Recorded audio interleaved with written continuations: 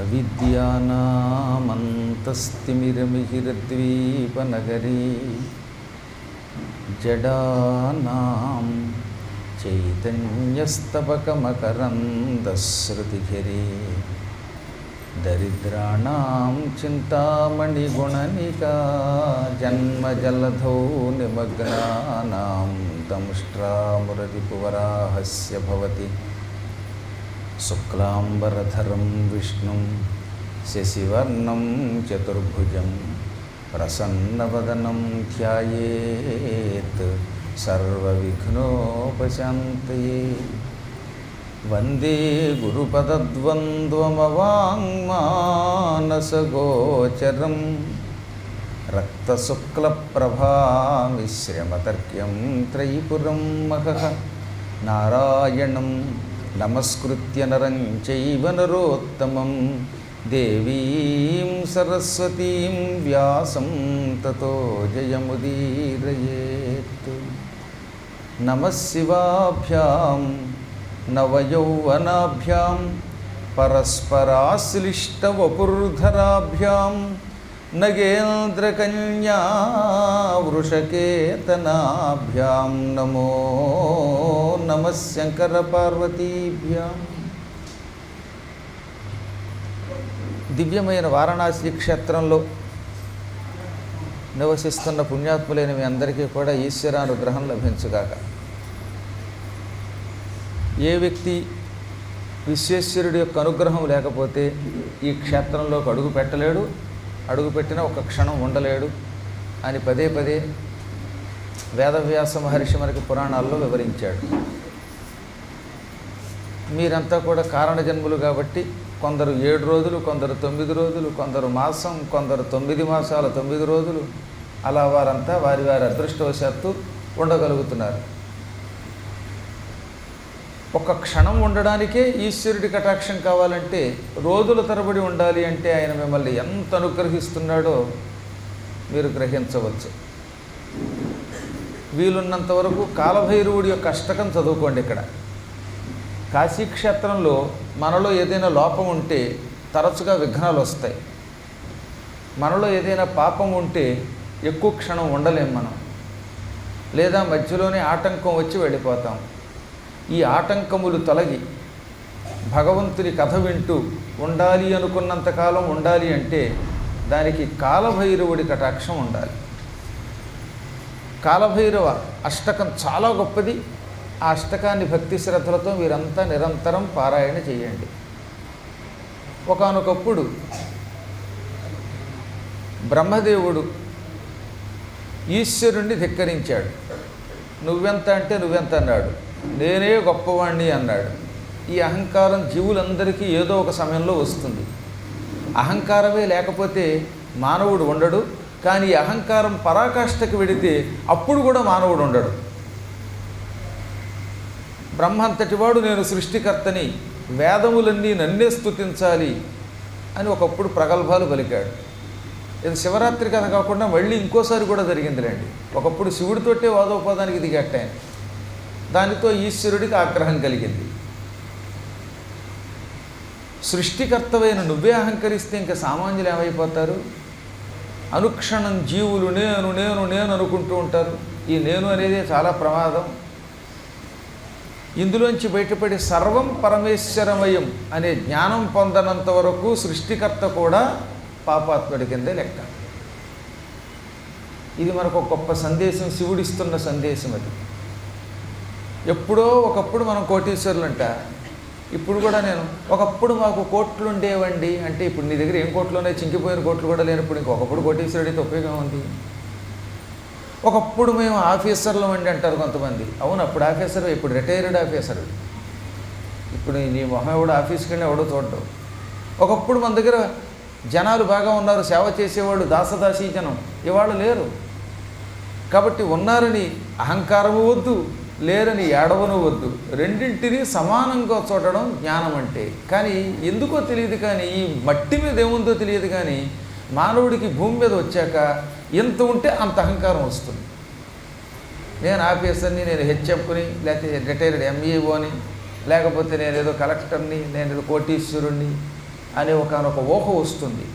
ఈ ఊహయే మానవుణ్ణి శివుడికి దూరం చేస్తోంది. ఇటువంటి ఊహ కాలప్రభావం వల్ల బ్రహ్మకు కూడా వచ్చింది. బ్రహ్మ అంతటి వాడు కూడా నేనే గొప్పవాడిని అన్నాడు. కాబట్టి ఈ బ్రహ్మ అహంకారం అణచాలి. బ్రహ్మగారు ఏ ముఖంతో నేను గొప్పవాడిని అరిచాడు? పైకి ఉండే 5వ ముఖంతో అరిచాడు. బ్రహ్మగారికి మొత్తం 5 ముఖాలు ఉంటాయి. ఒకటి తూర్పుకి, ఒకటికేమో దక్షిణానికి, ఒకటి పడమరకి, ఒకటి ఉత్తరానికి, ఒకటికి ఆకాశం కేసి ఉంటాయన్నమాట. ఇలా చుట్టూతో ఉన్న ముఖాలు 4. పైకి ఉండే ముఖం 5వ ముఖం ఆకాశమును చూస్తూ ఉంటుంది. ఈ 5వ ముఖంతో అహంకరించి నేను గొప్పవాడిని అన్నాడు ఆయన. అందుకని శివుడు ఏం చేశాడు? వెంటనే తన జటాజూటాన్ని ఒకటి పీకి నేల మీదకేసి కొట్టాడు. అందులో నుంచి నల్లని మేఘం వంటి ఆకారంతో మంచి శూలం ధరించి ఆకాశాన్ని తాకుతున్న మహాకళేవరంతో ఒక మహాపురుషుడు పుట్టుకొచ్చాడు. ఆయన పుట్టడంతో ఒక్క అరుపరిచాడు. భీ అంటే భయం, భయమును కల్పించే ఎవరినైనా భయపెట్టే రవము శబ్దము చేశాడు గనక భీ రవం కరోతీతి భైరవ అన్నారు. ఓ భయంకరమైన శబ్దం చేశాడు గనక భైరవుడు అన్నారు. ఇంతకీ భైరవుడు అంటే భయంకరమైన అరుపు కలవాడు. అప్పుడప్పుడు కొంతమంది అరుస్తారు సరే పెద్ద గొంతుకుతో, ఈ అరిచేవాడంతా భైరవులే. అందుకే ఎవరైనా గట్టిగా అరిస్తే భైరవ శబ్దం చేశాడు అంటారు. భైరవుడిలా వికటాట్టహాసం చేశాడనేవారన్నమాట. అలాంటి శబ్దం చేసి ఆ మహాత్ముడు శివుడికి నమస్కరించాడు. ఆయన ఏకంగా ఆకాశాన్ని అంటే అంత శరీరంతో ఉన్న కట్టుకున్న బట్ట మాత్రం మోకాళ్ళ వరకే ఉంటుంది. మోకాలు దాటి రాదన్నారు. గావంత్యాలు కట్టుకుంటారే, పూర్వం గాంధీ గారు లాంటి వాళ్ళు బట్టలు ఉండేవి, కొళ్ళాయి బట్టలు, సరిగ్గా మోకాలు దాటదు, ఇక్కడి వరకే బిగించి కడతారు గోచి. అలాంటి గోచి శరీరంతో శూలం పుచ్చుకొని తండ్రి ఏమిటి కర్తవ్యం అన్నాడు. అప్పుడు శివుడు, నువ్వు నా నుంచి పుట్టావు, నువ్వు మరొక శివుడివి, అపర శివుడివి నువ్వు, నీకు భైరవుడిని పేరు పెడుతున్నాను. ఈ బ్రహ్మగారు తన 5వ శిరస్సుతో అహంకరించి నేను గొప్పవాణ్ణి పలుకుతున్నాడు. ఎన్ని చెప్పినా వినిపించుకోవటం లేదు. వీడి అహంకారం సర్వం కర్వం చేసేయి అన్నాడు. అంతే అనడంతో ఈ గర్వం సర్వం కర్వం చేయటానికి కాలభైరవుడు ముందుకు దూకి కుడి చేత్తో ఆయన తలని గిల్లేసేటేకంగా. మరి తలకాయ నరకడానికి చాకులు తెలా. మనవాడు యాపిల్ పండు కొయ్యాలంటే కూడా చాకు తెచ్చుకోవాలి, గట్టిగా యాపిల్ కొయ్యలేరు. అదేదో రుద్రాక్షల్ని తాడులో వేసుకెడితే తాడు తెంపడానికి మళ్ళీ దానికి 100 చెంచాతో ఒకడు, అదేదో వ్యాసపీఠంతో ఒకడు తెంచాల్సి వస్తుంది. మామూలు తాడు తెంచడానికి ఇంత కష్టాలు పడాలి. అదే కాలభైరవుడు గోళ్లతో అలా గిల్లి పారేశాడు. ఆ తలని, తల తెగిపోయి చేతికి అతుక్కుపోయింది. ఈ తలతో 5వ తలతో అసత్యవాడి గందరగోళం చేసి అరిచాడే, ఆ తల తెగడంతో తల పోవడంతో అహంకారం కూడా పోయింది ఆయన. అందుకే అహంకారం ఎక్కువైతే తల తీసేస్తాట భగవంతుడు. మనకంటే ఒక తల తీస్తే ఇంకో తల ఉండదు. ఆయనకు 5 తలలు ఉండడం వల్ల ఓ తల పోయినా ఇంకో 4 తలలు ఉన్నాయి. ఒక తల గిల్లి ఆ తలని చేత్తో పట్టుకుని మిగతా తలలు కూడా నరికేనా తండ్రి అని బ్రహ్మ మీదకు దూకాడు. ఇంతలో విష్ణువు పరుగున వచ్చి వద్దు నీకు పుణ్యం ఉంటుంది అని కాలభైరవుని ఆపి శివుడికేసి తిరిగి, ఎంత చెడ్డ ఈయన బ్రహ్మ, త్రిమూర్తుల్లో ఒకడు, త్రిమూర్తులు ఒకరినొకరు అంతం చేసుకోకూడదు, నా బిడ్డని అనుగ్రహించు. అతని గర్వం కాస్త పోయింది ఈ తల తెగడంతో. ఎప్పుడో ఒకప్పుడు అపరాధం చెయ్యని వాడు ఎవడుంటాడు, తప్పు చెయ్యని వాడు ఎవడుంటాడు, ఎవడన్నా తప్పు చేస్తే తప్పు చేసిన వాడినల్లా చంపుకుపోతే ఈ భూలోకంలో శవాలు తప్ప ఇంకేం మిగలవు. అందువల్ల రక్షించు బాబోయ్ అని భక్తితో ప్రార్థించాడు పరమేశ్వరుడు. శివుడు కరుణామూర్తి అని చెప్పాను కదా, ఒక్క నమస్కారం చేస్తే అన్నీ మర్చిపోతాడు ఆయన. ఇంకెప్పుడు నేను తప్పు చేయను అని ఒక నమస్కారం బ్రహ్మ చేయగానే ఆయన కరిగిపోయి, ఏదో నిన్ను శిక్షించాలని శిక్షించానా, నీ అహంకారాన్ని అణిచాను, నిన్నెందుకు చంపుతాను, నువ్వు నాలో ఒక భాగానివి, నువ్వు నా పక్కనే కూర్చో అని కూర్చోబెట్టి, నాయన బ్రహ్మ మనందరికీ గౌరవ్యుడు, ఆయన ఎవరైనా గౌరవించవలసిందే, బ్రహ్మగారికి వ్యతిరేకంగా ఎప్పుడూ మాట్లాడకూడదు. ఆయన చేసిన పనికి కోపం వచ్చి ఏ తలతో అహంకరించి పలికాడో ఆ ఒక్క తలని మాత్రమే నీ చేత నరికించాను. ఇప్పుడు ఆ తల నీ చేతికి అతుక్కుపోయింది, నీ చేతికి ఆ బ్రహ్మకపాలం ఉండిపోయింది. బ్రహ్మహత్యా పాపం శివుడు చేసిన పాపమే అని లోకానికి చాటాలి. బ్రహ్మని పొరపాటు కూడా హత్య చేయకూడదు. విప్రహత్య మహాపాపం అని లోకానికి తెలియాలి. కాబట్టి ఈ పుర్రెని, నీ చేతికి అతికించుకున్న పుర్రెని అలాగే పట్టుకో. ఆ పుర్రె నీ చేతికి ఏదో వెల్డింగ్ చేసినట్టుగా, ఈ మధ్యకాలంలో ఫెవికాల్స్ లాంటివి వస్తున్నాయిగా, దాంతో అతికించినట్టుగా అతుక్కుపోతుంది. ఆ పుర్రె పైభాగం చిల్లు పడుతుంది. ఆ చిల్లుని అందరికీ చూపించు. భిక్షాందేహి అని అడుగు. నువ్వు ఇంటింటికి వెళ్ళి భిక్షాందేహి అనగానే ఆ చిల్లులో అందరూ బియ్యం పోస్తారు. చిల్లు ఫుల్ అయిపోతుంది. దాంతో అన్నం వండుకు తిను. కపాలంలోనే భోజనం చెయ్యి, బ్రహ్మ కపాలంలోనే భోజనం చెయ్యి అన్నాడు. అప్పుడు కాలభైరవుడు, నువ్వు చెప్పినట్టే ఆయన తల నరికాను, పుర్రె నా చేతికి అంటుకుంది, మధ్యలో వెర్రివాణి నేనయ్యానా? ఎంతకాలం ఈ బ్రహ్మగారి పుర్రెని చేతికి అంటించుకుని తిరగాలన్నట్ట. ఈ కపాల భోజనం ఎంతకాలం అన్నాడు ఆయన. అప్పుడు ఆయన, వేదములు ఏం చెప్పాయంటే, ఎవరైనా బ్రహ్మహత్య పొరపాటును చేస్తే, తెలియక చేస్తే, ఆ చచ్చిపోయిన బ్రాహ్మడి యొక్క పుర్రెని చేత్తో పుచ్చుకుని అందులో అన్నం వేయించుకుని ఆ అన్నాన్ని యావజ్జీవితం తింటూ రోజు నేను బ్రహ్మహత్య చేశాను, ఈ పాపమునకు విముక్తి కలుగ్గా కానీ పలకాలి. ఈ బ్రహ్మకపాలం చేత్తో విడిచిపెట్టకుండా పట్టుకుని దానితో ఇతరులకు దానం చెయ్యాలి. నిత్యం పంచాక్షరీ జపం చెయ్యాలి. అలా జీవితం అంతా గడిపితే అప్పుడు ఈ బ్రహ్మహత్యా పాపం తొలగిపోతుంది అని వేదములు చెప్పాయి. కాబట్టి ఈ పాపమునకు నువ్వు కూడా ప్రాయశ్చిత్తం చేసుకో. కాకపోతే నీవు నా స్వరూపానివి గనక పాపం లేదు, లేకపోయినా ప్రాయశ్చిత్తం చేసుకుంటున్నావు గనక నీకు సులభోపాయం చెబుతున్నాను. ఈ కపాలం చేత్తో పట్టుకుని ఇంటింటికి వెళ్ళి భిక్షాందేహి అను. ఎవరైనా భిక్ష వేస్తే పుచ్చుకో. ఎవరైనా గడప లోపల ఉండి బయట నువ్వు ఉండగా నీకు భిక్ష వేస్తే ఈ పాపం వాళ్ళకు అంటుకుపోగాక అన్నాడు ఆయన. అందుకనే మన ఇంటికి ఎవరైనా భిక్షకు వస్తే ఏం చేయాలి?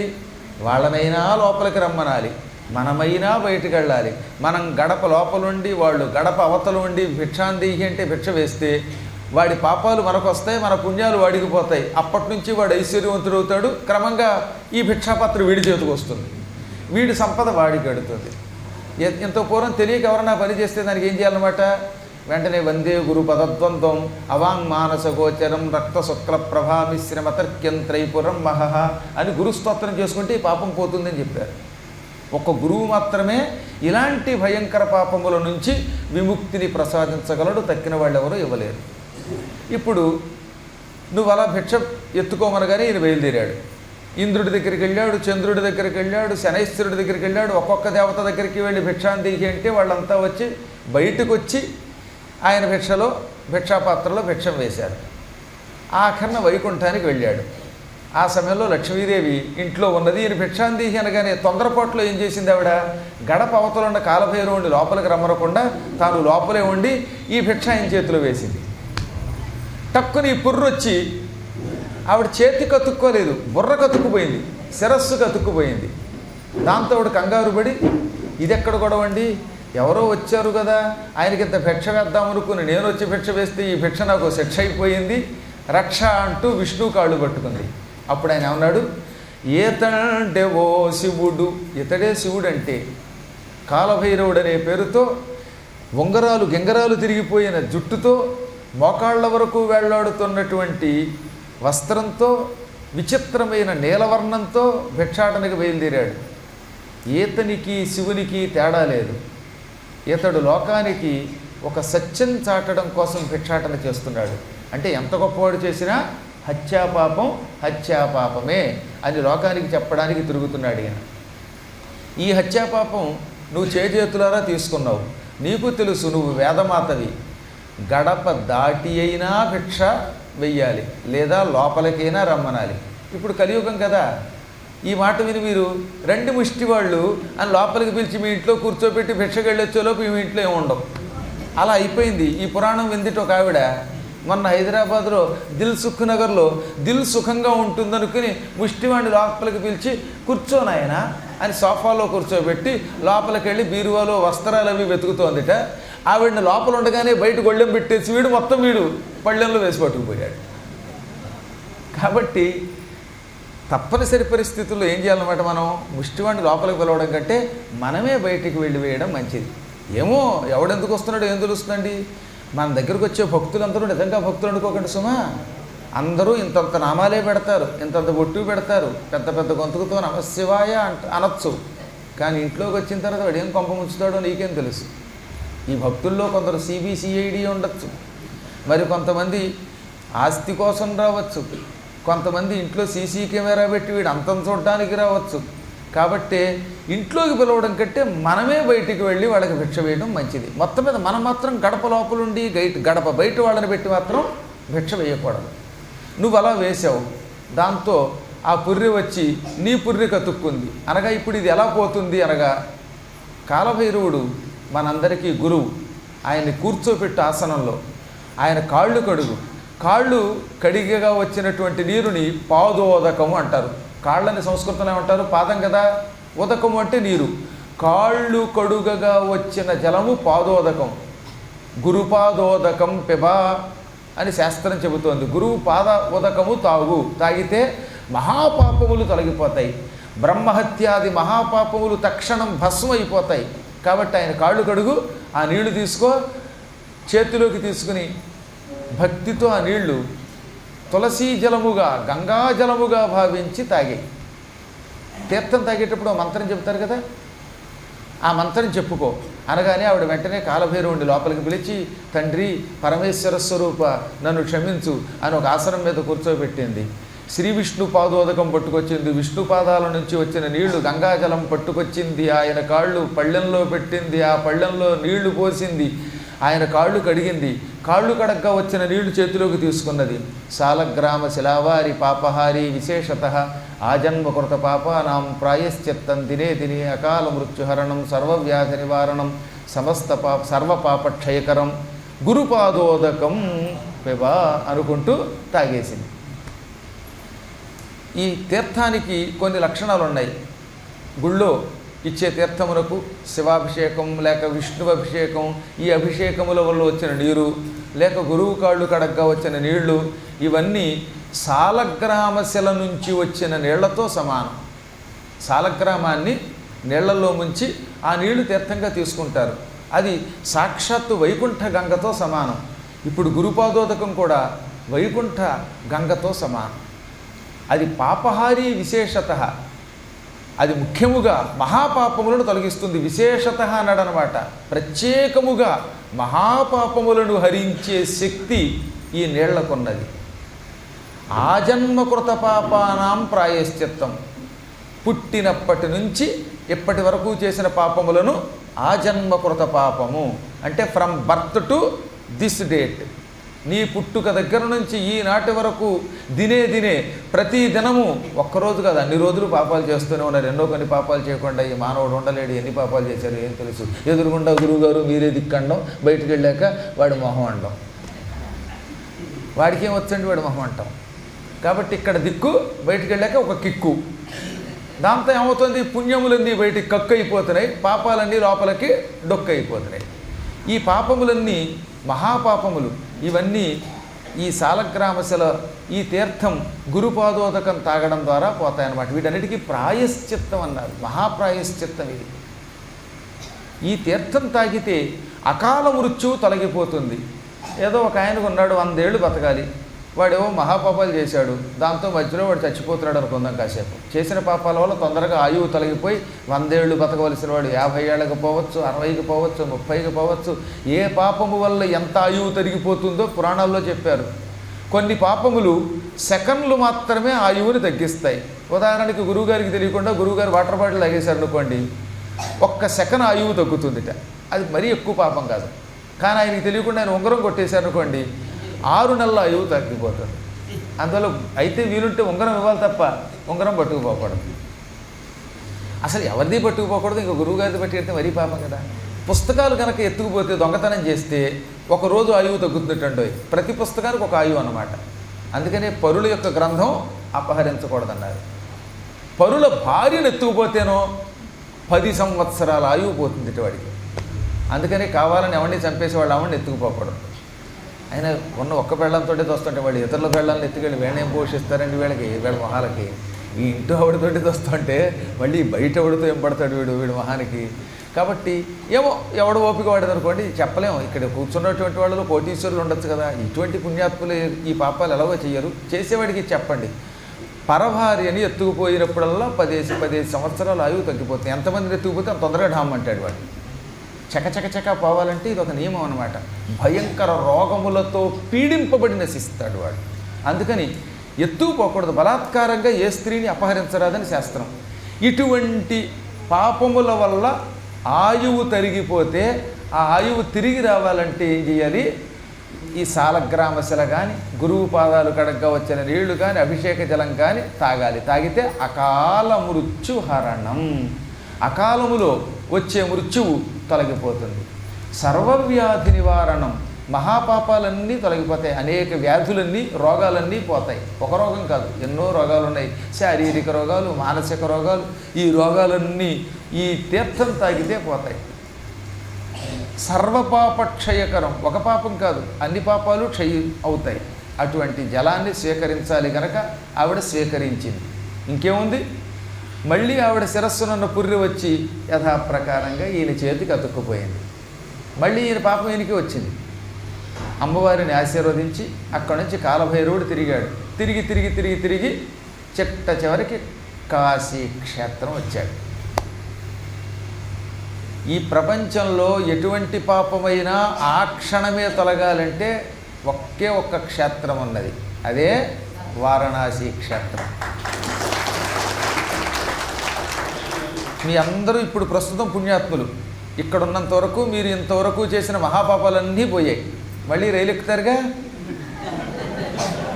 సంఘశత్రో, దాణాపురో, ఫ్లైటో ఎక్కగానే మళ్ళీ పాత పాపాలు కొన్ని వెనక్కి రావచ్చు, కొత్త పాపాలు ఎలాగో చేస్తూనే ఉంటాం.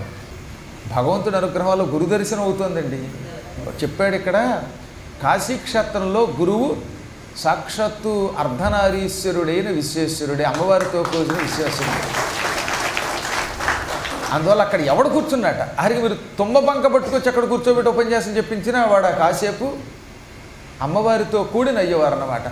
చంద్రబింబాన చంద్రరేఖామౌడని రాస్తాడే, అంత గొప్ప మహానుభావుడైన పరమాత్మునితో సమానం. అందుకని వీలున్నంత వరకు ఉన్న ఊళ్ళల్లో కంటే ఇలాంటి క్షేత్రాల్లో పురాణం జరగడం అవసరం. జరిగితే పురాణము వింటారు, దానితో పాటుగా గురు దర్శనం అవుతుంది. గురువు ఎటువంటి వాడో మీకు రోజు చెప్పాలా. గురుర్ బ్రహ్మ, గురువు సృష్టికర్త అయిన బ్రహ్మ. గురుర్ విష్ణు, అందరినీ పోషించే విష్ణువే గురువు. గురుర్ దేవో మహేశ్వర, గురువే లయకారకుడైన మహేశ్వరుడు దేవుడు. గురు సాక్షాత్ పరంబ్రహ్మ, గురువు ఈ త్రిమూర్తులకు అతీతమైన పరబ్రహ్మస్వరూపుడు, అంతటా వ్యాపించిన పరబ్రహ్మం గురువే. తస్మై శ్రీ గురవే నమః, అటువంటి గురువు కొరకు నమస్కారం. తస్మై, అతని కొరకు. ఎవరి కొరకు? గురవే, గురువైన ఆయన కొరకు అని అర్థం. అంటే తస్మై అంటే ఆయన కోసం అని అర్థం. శ్రీ గురవే, మళ్ళీ మామూలు గురువు కదా ఆయన, పరమ పూజ్యుడైనటువంటి గురువు. అటువంటి ఆయన కొరకు నమః, నమస్కారం అని అర్థం. అందువల్లే వీలున్నంత వరకు గురు దర్శనం, గురుముఖాల ద్వారా వచ్చేటటువంటి హర కథాశ్రవణం. కాశీకి ఒక గొప్పతనం ఉందండి. కాశీకి అధిష్టాన దేవత ఏమో విశ్వనాథుడు, కానీ ఆయనకి రామనామం కూడా ఇష్టం. అందుకే రామనామ సత్యహే అంటారు. ఈ సప్తమోక్షపురాల్లో ఎక్కడైనా భాగవతం చేయమని చెప్పారు. ఇది కూడా ఒక మోక్షపురం. అందుకని ఇక్కడ కూడా భాగవతాన్ని మహానుభావులు ప్రభుదత్త బ్రహ్మచారి గారు, ఈ కాశీ పీఠ నివాసి, తెలుసుగా మీకు. కాశీలో ప్రభుదత్త బ్రహ్మచారి గారి ఆశ్రమం ఎక్కడా అని అడగని చెబుతారు. ఆయన హిందీలో వ్రజభాగవతంలో భాగవతం రాశాడు. ఏకధాటిన సప్తాహాలు ఇక్కడే చేసిన ఘనత ఆయనకే దక్కింది. 7 ఏళ్ళు 49 రోజులు భాగవతం చెప్పాడు ఆయన. చాలా గొప్పవాడు ఆ మహాత్ముడు. మా నాన్నగారు ఇక్కడ 5 సంవత్సరాలు చదువుకున్నారని మీకు చెప్పక్కర్లేదు, నా ఆత్మకథలో ఉంది కనుక. ఆ 5 ఏళ్ల కాలంలో ఇక్కడ ప్రభుదత్త బ్రహ్మచారి గారి దగ్గర ఉండేవారు.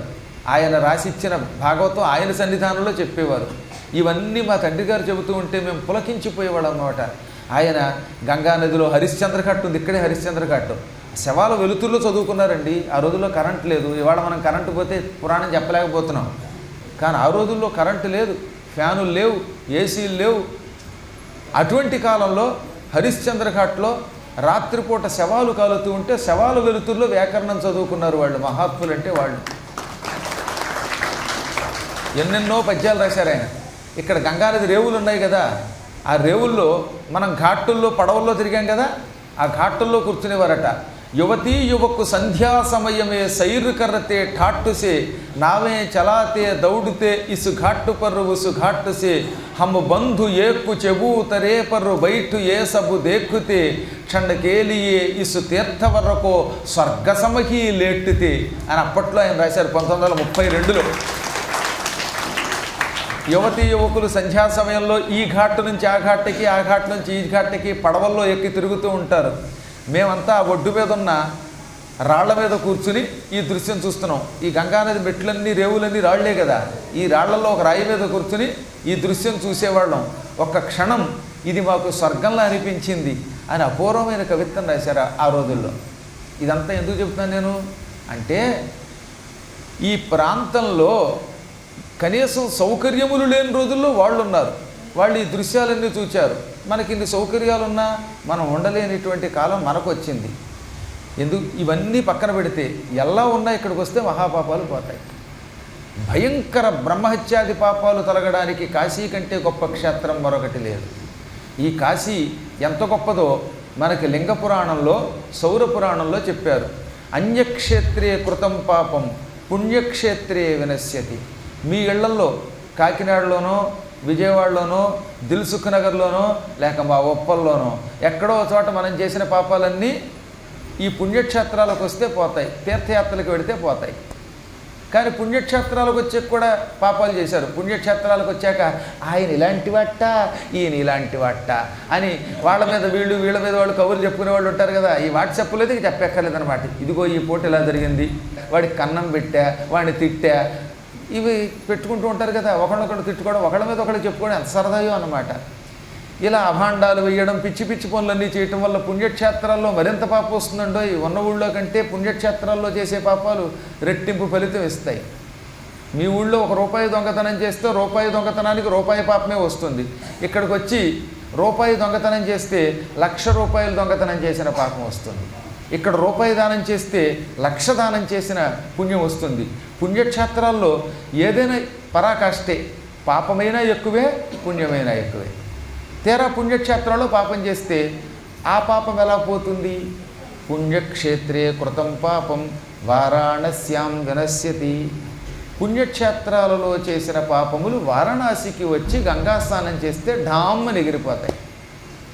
వారాణస్యాం కృతం పాపం. తీరా వారణాసి వచ్చాం, ఇక్కడికి వచ్చాక కూడా ఆవిడ ఇలాంటిదిట, వాళ్ళు ఆయన అలాంటి వాట, వాడు దొంగట, వీడు పుణ్యాత్మట అని మళ్ళీ అభాండాలు, మళ్ళీ పాపాలు వదలడతాంగా. ఈ పాపములన్నీ ఎలా పోతాయి? వారణాసిలో చేసిన పాపాలు పోవాలంటే మళ్ళీ వారణాసి రావలసిందే. వారాణస్యాం కృతం పాపం వారాణస్యాం వినశ్యతి. ఈ వారణాసిలో చేసిన పాపములు కూడా తెలియక చేసిన పాపములు వారణాసిలో పోతాయి. ఇలా చీటికి మటికి చేయకండి, కావాలని చేయకండి. తెలియక చేశాం, ఆ పాపములన్నిటికీ ఇలా ప్రాయశ్చిత్తం అవుతుంది. అటువంటి వారణాసి క్షేత్రమునకు మహానుభావుడు పూజ్యుడు కాలభైరవుడు వచ్చాడు. రావడంతో పెద్ద అరుపులరిచి హా హా చచ్చిపోయాను బాబోయ్ చచ్చిపోయానని చేతిలో ఉన్న పుర్రె జారి కింద పడి దొల్లుకుంటూ వెళ్ళిపోతే మళ్ళీ ఇక్కడ నిలవబడలా. కాశీలో గంగానదీ తీరంలో చేతిలోంచి జారిపోయిన పుర్రె అలా దొల్లి బదరీ దగ్గర పడింది. పోయి బదరీ దగ్గర ఇప్పటికీ ఆ క్షేత్రాన్ని ఏమంటాం? బ్రహ్మకపాలం అంటాం. ఇక్కడ జారిపోయిన పుర్రె అలా దొల్లుకుంటూ పోయి అక్కడ పడి స్థిరమైపోయింది. అక్కడ గంగానదీ తీరంలో అక్కడ పాతుకుపోయింది. అక్కడ మెట్ల దగ్గర బదరీనారాయణుని దగ్గర ఆ బ్రహ్మకపాలం నిక్షిప్తమయ్యింది. అందుకే ఆ బ్రహ్మకపాలంలో పిండ ప్రదానం చేస్తే పితృదేవతలకి మహాపుణ్యం కలుగుతుంది. వాళ్ళంతా తరిస్తారు, మనకు వంశం వస్తుంది. ఏ ఇళ్లలో పిల్లలు సక్రమంగా లేరండి, మా పిల్లలు ఏడిపిస్తున్నారండి, పెళ్ళిళ్ళు అవ్వడం లేదండి, పెద్దవాళ్ళు అయిపోతున్నారండి అని ఎందుకు బాధపడుతున్నావో తెలుసా? పితృదేవతల శాపం వల్ల. కొంతమంది అండి కర్మ, పిల్లలకి మగపిల్లలకు 40 ఏళ్ళు వస్తాయి, పిల్లాడు బాగా చదువుతాడు, అమెరికాలో ఉద్యోగం ఉండొచ్చు, ఆస్ట్రేలియాలో ఉద్యోగం ఉండొచ్చు, పెళ్ళవరు, కుటుంబంలో అశాంతి. కారణం ఒక్కనాడు తల్లిదండ్రులకి పిండ ప్రదానం చేశామా, ఒక్కనాడు పితృకార్యాలు చేశామా, మన పొట్టకు మనమే శుభ్రంగా తినేసి పడుకుంటే ఏమవుతుంది? ఆ మహాపాపం వల్ల వంశాలలో తగులడతాయి. అందుకని ఆ పాపానికి ప్రాయశ్చిత్తంగా బదరీ వెళ్ళి పిండ ప్రదానం చేయమన్నారు. నాకు పళ్ళు కొరుకుతూ ఎందుకు చెప్పానో మీకు అర్థమైందా? మనం చేస్తున్న మహాపాపాలు ఆ చచ్చిపోయిన పెద్దల్ని ఏడిపిస్తున్నాయండి. మన తాతలు ముత్తాతలు ఎంత అల్లాడిపోతారో తెలుసా మనం పిండ ప్రదానం చేయకపోతే. ఈ దౌర్భాగ్యులు మా వంశంలో ఎందుకు పుట్టారా అని ఏడుస్తారు. అందుకే ఆ వంశంలో ఒక్కడైనా పుట్టి మళ్ళీ పితృకార్యాలు చేస్తే మొత్తం వంశం అంతా తరిస్తుంది. ఒక పాపాత్ముడి వల్ల ఎలా అయితే పితృదేవతలు బాధపడతారో పుణ్యాత్ముడి వల్ల కూడా తరిస్తారు. కానీ వీడు పిండ ప్రదానం చేయకపోతే వాడి వంశం బాగుపడదు, పిల్లలు బాగుపడరు. అసలు కొందరికి పిల్లలే లేకపోవడానికి ఇది కూడా ఒక కారణం అట. అంటే అందరికీ అదే కారణం కాకపోవచ్చు, కొందరికి అది కూడా కారణం. ఇటువంటి వాళ్ళందరికీ ప్రాయశ్చిత్తం జీవితంలో ఒక్కసారైనా బ్రహ్మకపాలానికి వెళ్ళి పిండ ప్రదానం చేయడం. అందుకే నెక్స్ట్ ఇయర్ చార్ధామ్ యాత్ర పెట్టాం.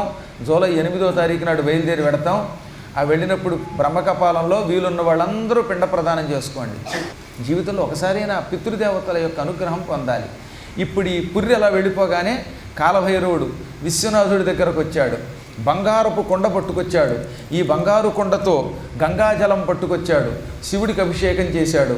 ఓం నిధనపతయే నమః, నిధనపతాంతికాయ నమః, ఓర్ధ్వాయ నమః, ఓర్ధ్వలింగాయ నమః, హిరణ్యాయ నమః, హిరణ్యలింగాయ నమః, సువర్ణాయ నమః, సువర్ణలింగాయ నమః, శివాయ నమః, శివలింగాయ నమః, సర్వాయ నమః, సర్వలింగాయ నమః, దివ్యాయ నమః, దివ్యలింగాయ నమః, ఆత్మాయ నమః, ఆత్మలింగాయ నమః, పరమాయ నమః, పరమలింగాయ నమః అంటూ కాలభైరవుడు శివుడికి మారుమూర్తైన వాడు కాశీ విశ్వేశ్వరుణ్ణి స్వయముగా బంగారపు కొండతో తీసుకొచ్చిన గంగాజలంతో అభిషేకించాడు.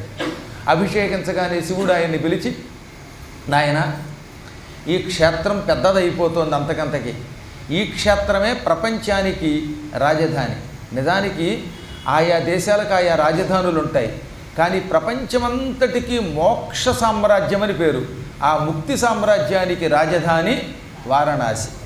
వారణాసి అంటేనే ముక్తి క్షేత్ర రాజధాని. భక్తియోగ పదన్యాసి వారణాసి,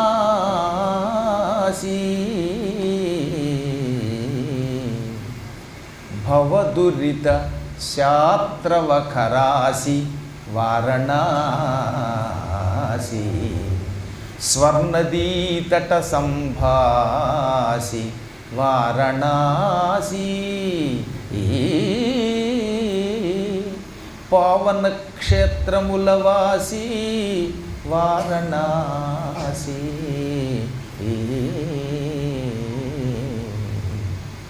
భక్తి ఒక యోగం. ఈ భక్తి అనే యోగం తన కాలు ఇక్కడ పెట్టిందట. ఇక్కడ భక్తి యోగము పాదము పెట్టిన స్థలం. న్యాసం అంటే ఉంచుట, పదన్యాసం కాలు ఉంచుట. ఏం పదం? భక్తి యోగం అనే పదం ఉంచుట. అంటే అర్థం ఏంటి?